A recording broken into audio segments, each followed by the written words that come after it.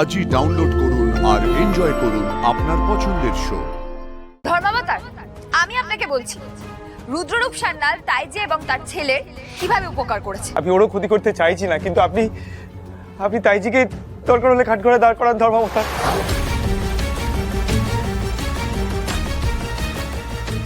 কোর্টের প্রসিডিংস আবার শুরু করা হচ্ছে। আশা করি এবার উপযুক্ত প্রমাণ আদালতের সামনে আসবে। একদমই ধর্মাবতার, বাস্তব প্রমাণের দাবি এবার আমিও রাখছি। কারণ সোনা পাচারের মিথ্যে অভিযোগ আমার ক্লায়েন্টের উপর অকারণে দেওয়া হবে, সেটা তো আমি মেনে নিতে পারবো না। আমার মক্কেলের ভেতর থেকে পরিবর্তন হয়েছে। থামুন, আপনার মক্কেলের কোনো পরিবর্তন হয়নি আর কোনোদিনও হবেও না। ওনার পোশাক আশাক দেখে তো বোঝা যাচ্ছিল না যে ওনার মধ্যে কোনো পরিবর্তন হয়েছে যেদিন উনি মোরিঙ্গা দ্বীপে পৌঁছেছিলেন সেদিন। রুদ্ররূপ সান্যাল, আপনি আদালতকে জানান সত্যিটা কি। আপনি কেন মোরিঙ্গা দ্বীপে গিয়েছিলেন? দেখুন, এই কথা মিথ্যে নয় যে আমি অপরাধ জগতের সাথে যুক্ত ছিলাম। এখন সবাই সে কথা জেনে গেছেন। আমি অনেক ঘৃণ্য পাপ করেছি, তার জন্য আমি সাজাও খেটেছি। আমাকে সংশোধনাগারে যেতে হয়েছে এবং জীবনের কিছু অমূল্য বছর আমি সেখানে কাটিয়েছি। এই সংশোধনাগারে আমার ঈশ্বর দর্শন হয়েছে, আলোক প্রাপ্তি হয়েছে। এই কথা ফুলকি দাস এবং রায়চৌধুরী পরিবার না মানলেও আমার ভক্তরা মানে। তারাই এখন আমার বৃহত্তর পরিবার। ওই আশ্রমই আমার ঘর। আশ্রমে ঘুমন্ত অবস্থায় হঠাৎ একদিন আমি স্বপ্নে ঈশ্বরের নির্দেশ পাই। তিনি আমাকে দেখা দেন আবার। আমি এত ভাগ্যবান। তিনি আমাকে বলেন এসে যে তুই যাদের কাছে কৃতজ্ঞ, তুই যাদের কাছে ঋণী, তাদের ঋণ তুই শোধ কর। দেখ তাদের কি উপকার করতে পারিস। তুই পুরনো জগতের সাথে আবার মিশে গিয়ে দেখ তুই নিজেকে সম্বরণ করতে পারিস কিনা। তুই নিজেকে পরীক্ষায় ফেল। ঈশ্বরের কথা আমি ফেলতে পারিনি ধর্মাবতার। তাই আমি যার কাছে ঋণী, যার কাছে কৃতজ্ঞ, প্রত্যেকের কাছে আমি জানতে চাই যে আমি তাদের কোনো উপকার করতে পারি কিনা। তাই আমি মোরিঙ্গা দ্বীপে তাইজি এবং তার ছেলের কাছ থেকে জানতে চেয়েছিলাম যে আমি তাদের কোনো উপকারে লাগতে পারি কিনা। এইটুকুই, শুধু এইটুকুই।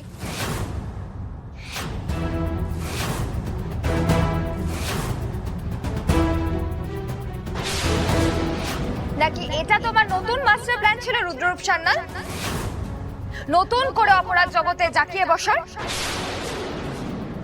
ধর্মাবতার, আমি আপনাকে বলছি রুদ্ররূপ সান্যাল তাইজি এবং তার ছেলে কিভাবে উপকার করেছে।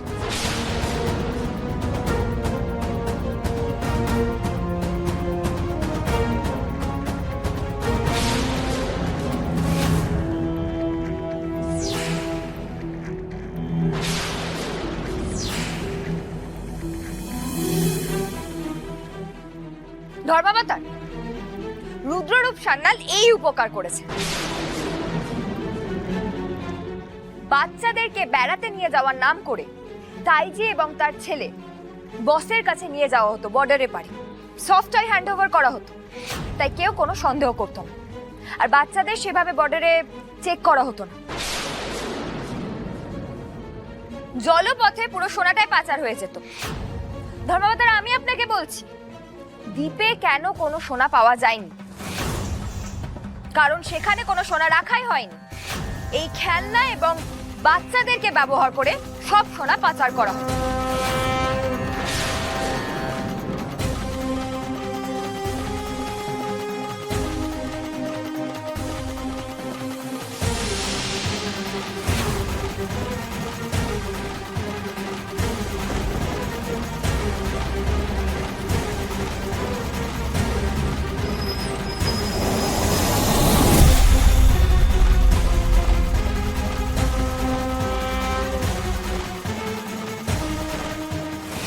প্রমাণ নিয়ে এতক্ষণ অনেক চিৎকার চেঁচামেচি হচ্ছিল ধর্মকথা।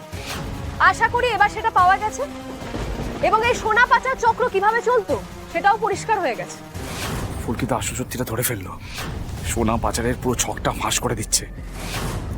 আমি মহামান্য আদালতের কাছে পরের ডেট চাইছি, যাতে পুরো বিষয়টাই না, যা ডিসিশন হওয়ার আজই হবে। রুদ্ররূপ সান্যাল, আপনি এই কেসের মূল অভিযুক্ত আপনি, তাইজি এবং বস, এই তিনজন মিলে ওই দ্বীপে সোনা পাচার করতেন। ধর্মবতার আমি যা বলার সেটা বলে দিয়েছি। আর ফুলকির দিকে যে বন্দুক তাক করেছিলে, বলেছিলে ওকে মেরে ফেলতে চাও, সেই সবটাকে এখন মিথ্যে বলে চালাবে?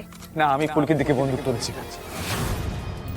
তুলেছিলাম ইওর অনার, কিন্তু সেটা ফুলকিকে মারতে তুলিনি, ফুলকিকে বাঁচাতে তুলেছি। এ তো আরো বড় মিথ্যে কথা বলছে। এই পৃথিবী অনেক বড় ফুলকি, এই মহাজগৎ তার থেকেও বড়। তুমি কতটুকুই বা জানো? ধর্মবতার একজন আমাকে বলেছিল ফুলকির উপর বদলা নেবে, তাই আমাকে ফুলকির উপর বন্দুক তুলতে হয়েছিল। কিন্তু বন্দুক তুলেছিলাম আমি কিন্তু গুলি চালাইনি। আমি বরঞ্চ বারবার এই পরিবর্তিত জীবনে ফুলকি দাসকে বাঁচাতে চেয়েছি, সেইবারও বাঁচিয়েছি। মিথ্যে, এই সবটা মিথ্যে। আর কত নাটক করবে তুমি? কত মিথ্যে কথা বলবে রুদ্ররূপ সান্যাল? কার হাতে তুলে দিতে চেয়েছিলে তুমি ফুলকিকে? কে বদলা নিতে চায়, তাইজি? না না, তাহলে কে? তাইজির ছেলে বস? না, এরা কেউ নয়। তাহলে কে রুদ্ররূপ সান্যাল? কে বদলা নিতে চায় বলো? ইন্দ্রনারায়ণ চৌধুরী।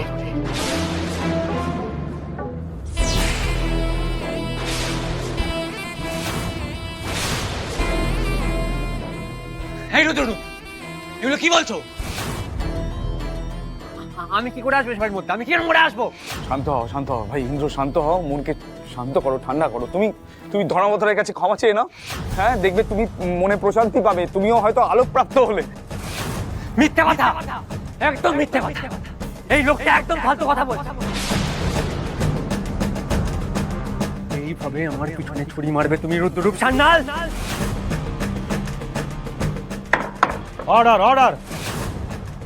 আপনি শান্ত হয়ে বসুন, বলার সুযোগ যখন দেওয়া হবে তখন বলবেন। আপনি কন্টিনিউ করুন। আমি কারোর ক্ষতি করতে চাইনি ধর্মবতার। ইন্দ্রনারায়ণের কাছ থেকে আমি ক্ষমা চেয়ে নিচ্ছি। আমি ওরও ক্ষতি করতে চাইছি না, কিন্তু আপনি তাইজিকে দরকার হলে কাঠগড়ায় দাঁড় করান ধর্মবতার। তাইজিকে জিজ্ঞেস করুন আসলে কে যুক্ত এই সোনা পাচারের সাথে মরিঙ্গা দ্বীপে, কে আমাকে চোর করে মরিঙ্গা দ্বীপে পাঠিয়েছিল। আপনি জিজ্ঞেস করুন, আপনি কি উত্তর পাবেন দেখে নিন। যে খারাপ ধর্মবতার, সে কি চিরকাল খারাপ থাকে? আমি বলেছিলাম ইন্দ্রনারায়ণকে ফুলকির উপর প্রতিশোধের ইচ্ছে তুমি ত্যাগ করো, পারেনি ধর্মবতার। উল্টে ভীমজিদের সাথে যোগাযোগ করলো, করে বললো সোনা পাচারেও সাহায্য করবে। ওই ফুলজুরি সহ বাকি বাচ্চাদের অপহরণ করিয়েছে। খেলনার মধ্যে সোনা পাচার করার আইডিয়াটা ওর, আমি কিছু করিনি ধর্মবতার। মিথ্যে মিথ্যে আর মিথ্যে বলছে। আরে মিথ্যে বলছে তো, মিথ্যে বলছে। ইন্দ্র শান্ত হ, ইন্দ্র শান্ত হ। চালিয়ে সত্যিটা সবার সামনে বল।